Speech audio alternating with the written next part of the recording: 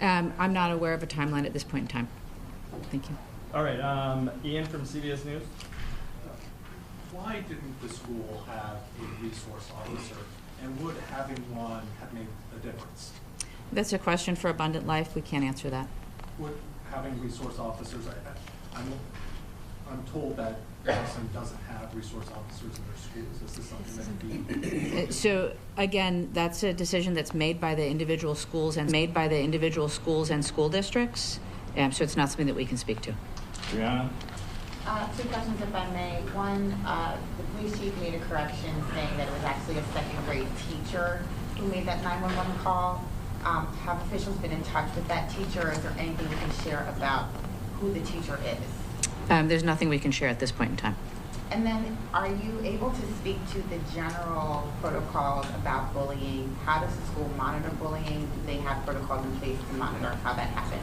Again, we don't represent Abundant Life, and so we're not able to answer questions for the school. All right, Shaq?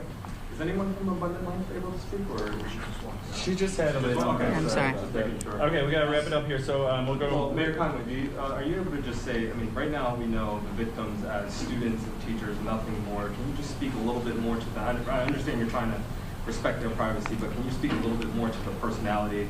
Were they engaged in sports? Were they beloved by the community? I'm sorry, we can't share anything more at this time. And it's Rhodes Conway? Oh, excuse me. We really can't share that. Okay, so Adam from CBS 58. Sure. So it's been 27 hours now. Why can't we share the identities of the victims? It is my first priority, and I believe the priority of many of us here, to respect their privacy and their timeline. These are folks that have been deeply impacted by trauma and are grieving. And frankly, I think it should be up to them whether and if they want to share any personal identifying information with anyone at all. But it's not up to me. It's a law enforcement decision. And so when law enforcement feels like that's appropriate, they will share that information. The shooter was named yesterday. Do you know why the victims were not named? No, that's a law enforcement decision. He unfortunately walked out the door, too. Do you know when we'll be able to talk to him? I don't. Jenna? Adding off that question, I mean, we've been sitting here for the last 27 hours, as Adam mentioned. Why would you guys not have the proper people in place to answer some of these questions? You guys, including the fire chief, have sat here and tried to say that you want to dispel rumors on social media. You want to make sure that you're giving factual information. We're asking questions that have been circulating on social media, including rumors about the victims. Why not provide clarification and actually have people here to answer those questions to set the record straight? I don't know how many times I can say this. We will share good, factual information when we can. None of you is obliged to stay here. You're free to leave. You don't have to be sitting in this room if you don't want to.